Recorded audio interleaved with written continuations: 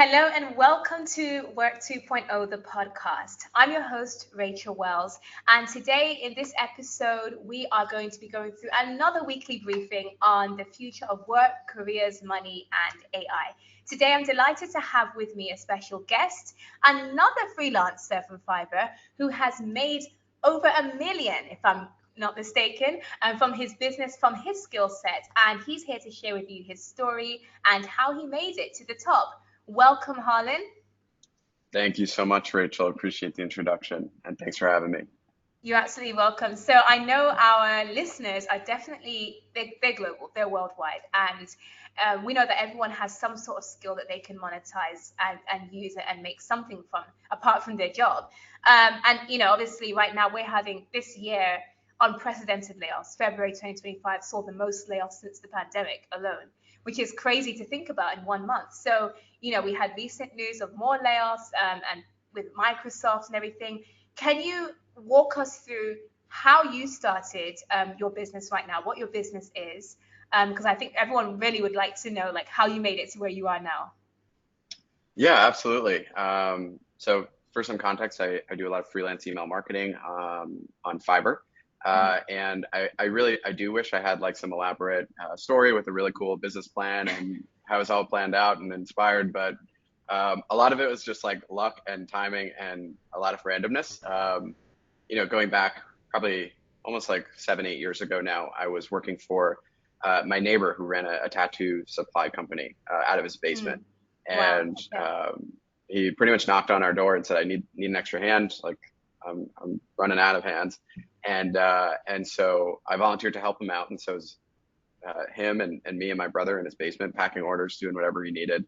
And I was always pretty like computer savvy and like to mess around on the internet and on socials. And I told him that one day, and he was like, "Oh, maybe you'll figure out my email marketing."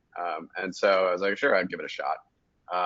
And I really just kind of started playing around, watching YouTube videos, reading articles, and just like figuring stuff out for his business over like a summer between like college.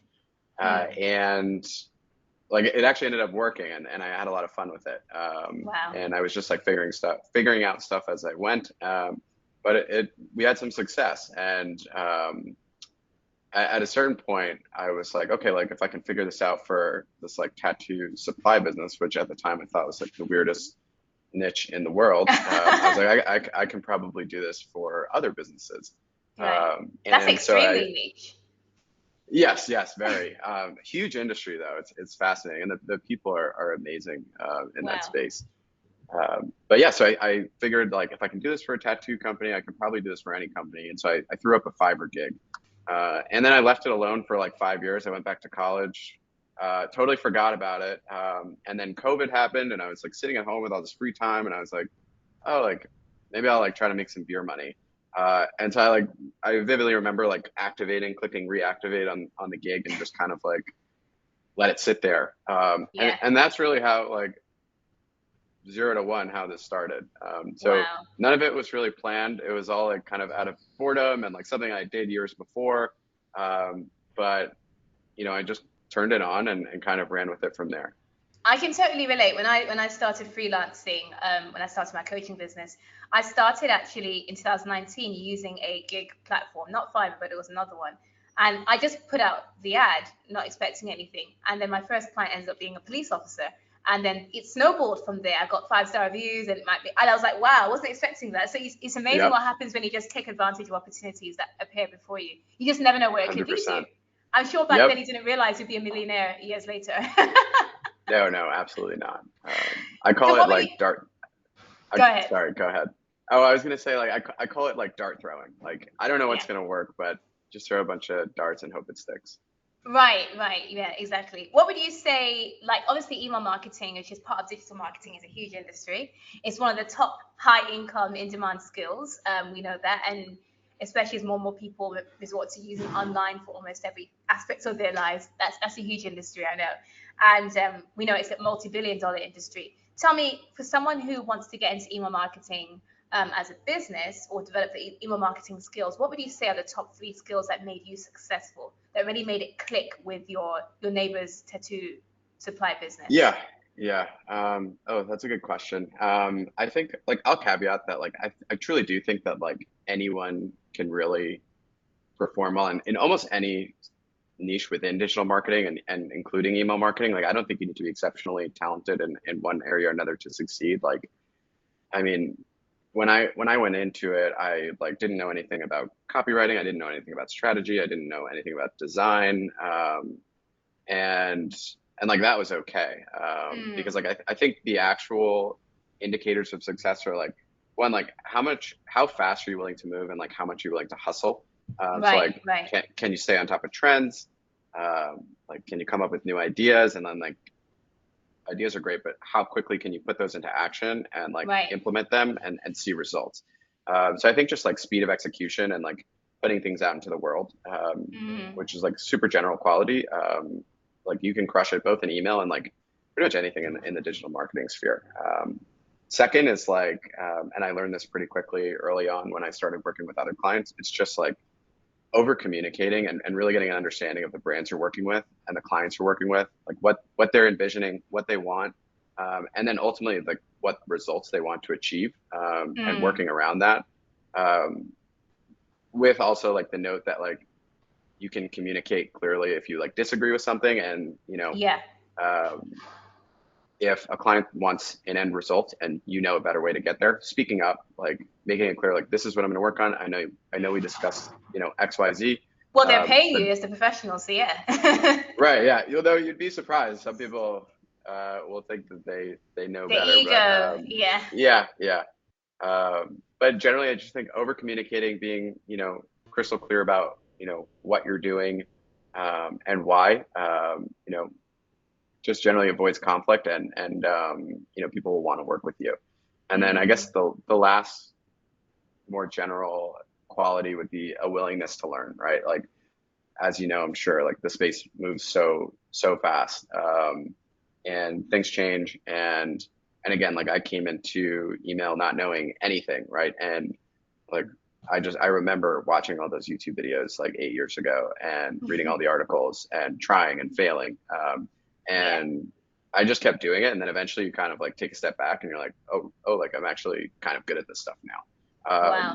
Yeah. It wasn't like, I studied and then I said, I'll put this all into action. Like I kind of Yeah. just like gave it a shot, failed, iterated.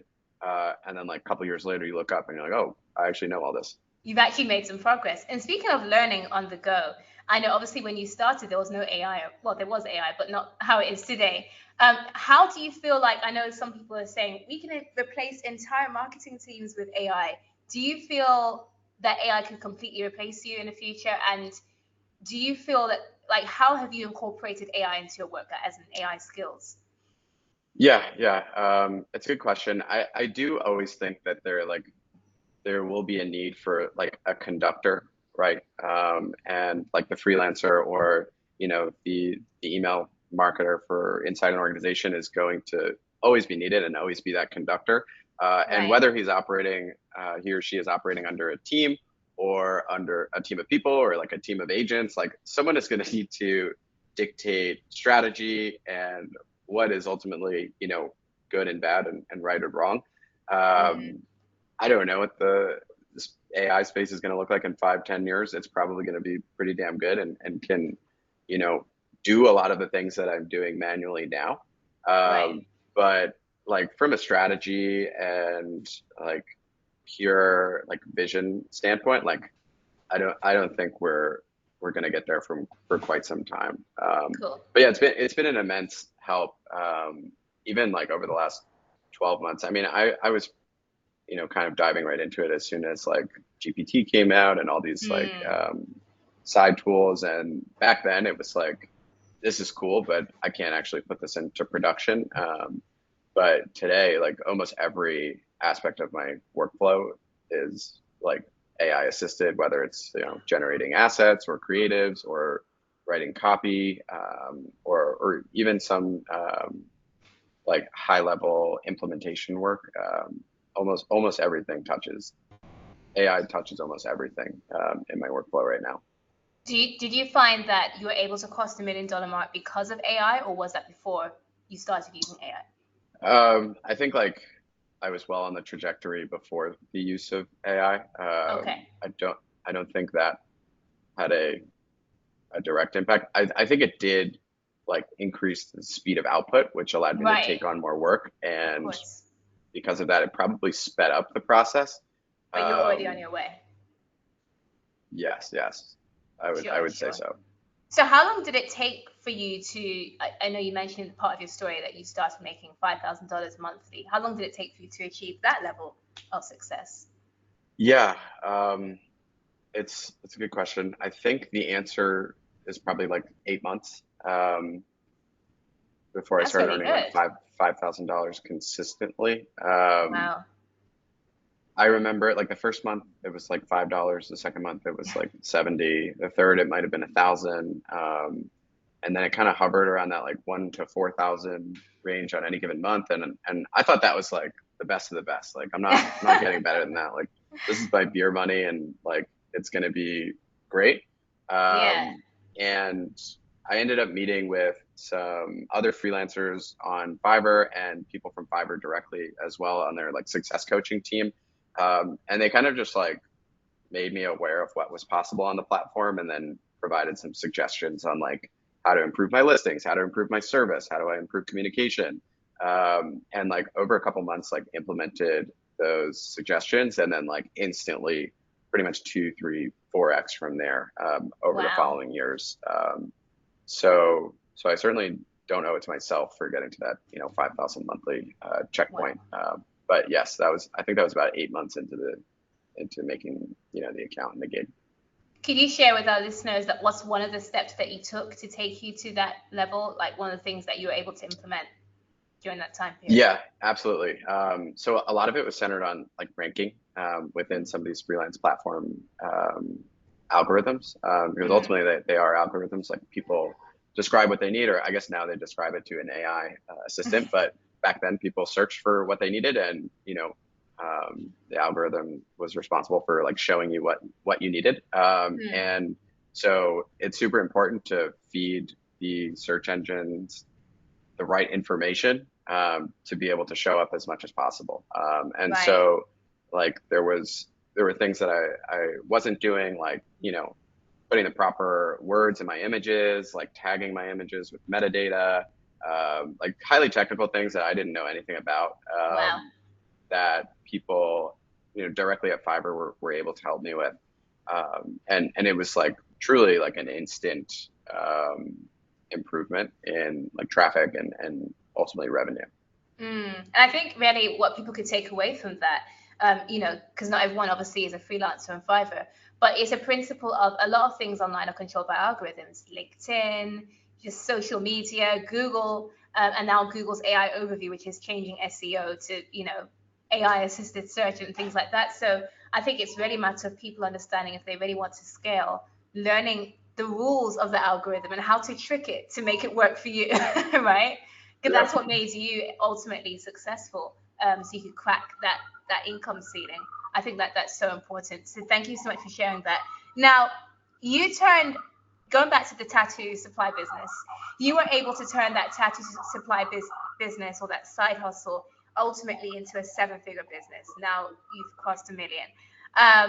What's something about being successful at this level, making seven figures, that you don't find a lot of people talk about publicly? Yeah, that's a good question. I think like the work I was doing when I first started out, even the first 2, 3 years of starting out, compared to the work I'm doing now is like super super different. Once you get to a certain level, you might have to hire people and have a team around you, and you know, anytime you add people, you tend to like complicate things, right? But also, it's also freed up a bunch of my time, Mm, and so the work I'm doing has changed quite a bit. In that, a couple years ago, I would just wake up, sit at my desk for 12 hours, and crank away and operate the business. And now that I have a team around me to help, the work is like, okay, like I wake up and I'm like, okay, is everyone happy? What can I do to make them happy? And like, are we on the right track? And those are wow. like two very different jobs. Mm, And I would say like I was a lot more comfortable in the first job in terms of just like sitting on a computer and typing away. That Right. was very comfortable for me. Uh, and managing a team, which is something that I hadn't done before and wasn't super experienced with. Yeah. I So now found, you wake up to you're in this world of it can be a shock, right? Waking up to, oh, now I've got to be a CEO, not just a solopreneur. I'm actually managing a team. What what's the mindset shift that you need to get from being an individual contributor or freelancer to actually running an actual business that has a team? yeah, I think it's actually quite significant. Like it's less about like minute problems and solving those problems than more like, okay, like what are the next, three huge things that I can do to make my team's life easier, my clients' lives easier, and then ultimately my life easier. I think like Mm, um, when I ask like the question to myself, like, you know, what do I need to do to make like the my clients and team happy? Like generally that results in like good things for me. Um, and mm. so it's very different than like, optimizing a flow on an email platform. Yeah. Uh, but still very difficult. Yeah, yeah. And are you so with your team, are you still doing some of the work with them? So, or are you completely delegating everything out? I would say I'm still involved I would say probably like 25% of fulfillment work is Okay. still me. Right. Most of that is a function of like I enjoy it and I want to keep doing it and want to stay on top Right. of things. Of I think if course. I woke up tomorrow and said I don't want to touch it anymore, like I could get away with that. And Wow. the team around me is amazing, and I have full confidence that they would crush it. Um, but like I enjoy it. Like I still like to be in it. I still like to stay on top of things and make sure stuff doesn't like slip by. And so I'm still involved. Awesome. Awesome. And you mentioned something really critical about how you have full confidence in your team that they have the expertise needed to get on with it, even if you was completely take a step back. How did you find such valued team members, like people who have the same expertise that you have? How did you find them? Yeah. Oh my gosh. I will say I didn't always make it on the first try. Like there have been some rough stretches, but I Yeah. think it's just like repetitions. Like um, as you hire and fire and rehire, like you learn what's needed and you know how you work and the type of person that you like to work with and the type of Mm, person you need for this role. And like with freelancing, I've learned that like, okay, I need someone who is like super high EQ, can communicate really well with clients, yeah. but they also have to, be super technical and like be able to dig into data. And those things don't always like go super well together. And so like Yeah. at a certain point, like I tried to hire one person for both of those skill sets, and at a certain point, I was like, okay, like this is two separate people. Like we're gonna hire two people, Oh. and like figuring that Wow. out took me like a year. Wow. Trial and error. Like just out Yeah, of so curiosity, when because I interviewed someone else and who's a freelancer and they started hiring and they hired their team or their team member based on a freelance kind of contract. Is that what you're doing, or are you hiring them as employees? so I hire a lot overseas, right? So I hire a lot out of the Philippines and Latin America, and they're phenomenal to work with. And they effectively work, 40-hour weeks full Mhm. time, and are incredible. You know, they do great work. They don't work for other clients, like they're not freelance, I see. Got it. and so it allows them to be like super embedded in the Yes. business. Excellent. That's amazing. That's amazing. So, what would your advice be to young professionals who they're working their regular corporate job and they are stuck because they're considering, they have this side hustle and they want to push it to pursuing it full time? They're not sure if it's the right time to take that risk yet, to actually go full time and hand in their notice. What would you tell them? Yeah. Oh man, like I would say I probably was not the best living, breathing example. Like probably should have quit my job like 3 years before I did. But I think like one, you need to make sure you're financially secure, um, like first and foremost, because I think like if you're not, it doesn't matter like what you're working on or how amazing it is. Like for me personally, I would have found that like the stress of like, not knowing if money's coming in or, what next month is going to look like would have been super challenging. I would have taken away from my focus. So that was like Right. my first baseline. Mm. And once I had that, it was more just like, okay, is this real? And it took me like a solid 2 years to kind of come to the conclusion that it was real. Like I didn't like, it sounds really dumb when you say it out loud. But like, I just like couldn't fathom that like you could just like make money online and like people would keep coming to you, and I kept waiting for people to stop coming and they just didn't. And I was Yeah. like, Is that fair? Yeah. yeah. So that took me like 2 years of just like verification almost. And Right. at a certain point, we were growing, fast enough, and large enough to the point where I was like, I surpassed the income from my job and had done it for an extended period of time. And Well, I said, okay, I think we're good here. And I left. But it's right. such a hard decision. Yeah, yeah, of course. Because even once you've made that level of income, there's always that fear of if I hand in my notice, what if the income dips all of a sudden? Right, You know? right. Yeah. Yeah. Yeah, you And want that so, security. yeah, um, it was a lot of waiting for that dip. Yeah, yeah, for sure. But it didn't happen, thankfully. So that's good. I think my last question for you is, there's some experts who say email marketing is dead, right? And obviously you're living proof that it's not.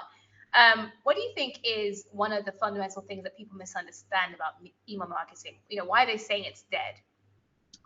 Yeah. I mean, I think like with like all of these social apps now and like people spending their time across, Facebook, Instagram, TikTok, Twitter, Mm, LinkedIn, like their time is just a lot more spread, and like they're so much more engaged in those platforms than they are with email, which they might check, 3 to 5 times a day. right. But it's still something they check 3 to 5 times a day, right? Like I personally check it, 100 times a day. Like I Same live here. in my Yeah. inbox, yeah. Um, and like 3 to 5 seemed on the low end to me. But Yeah. yeah, it's like it's one, it's something that you own, right? So like Mm, if you're a brand advertising on Google, on Meta, um, like that could get cut off tomorrow by something totally outside your control.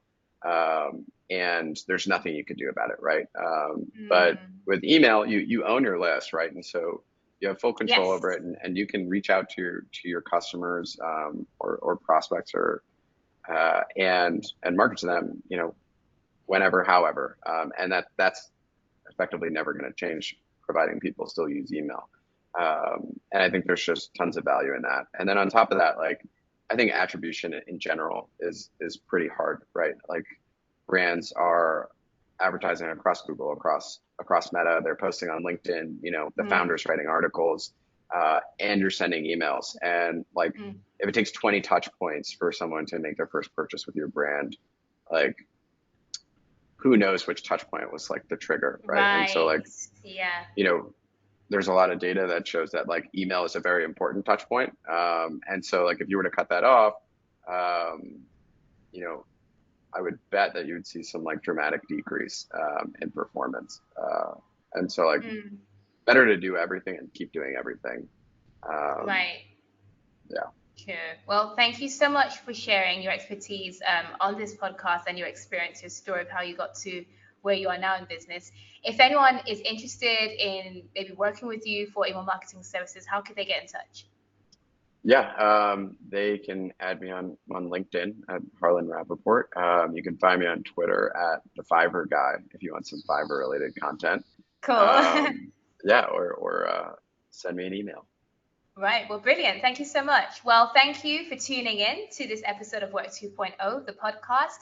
Please do feel free to give this a rating, give it a thumbs up, leave a comment, share your thoughts, and which one of Harlan's tips really resonated with you, which part of his story really resonated with you the most. And don't forget to share this with your friends, with your coworkers, and tune in for the next episode. You can follow us across all podcast platforms, on Apple, on Spotify, on YouTube podcasts, you name it.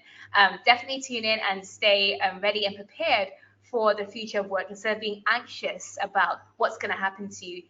The guests that we have on this podcast, as you've heard so far, have lots of insights and advice so that you don't need to be anxious anymore, but you can feel ready and prepared for what's next. All right. So I will see you in the next episode.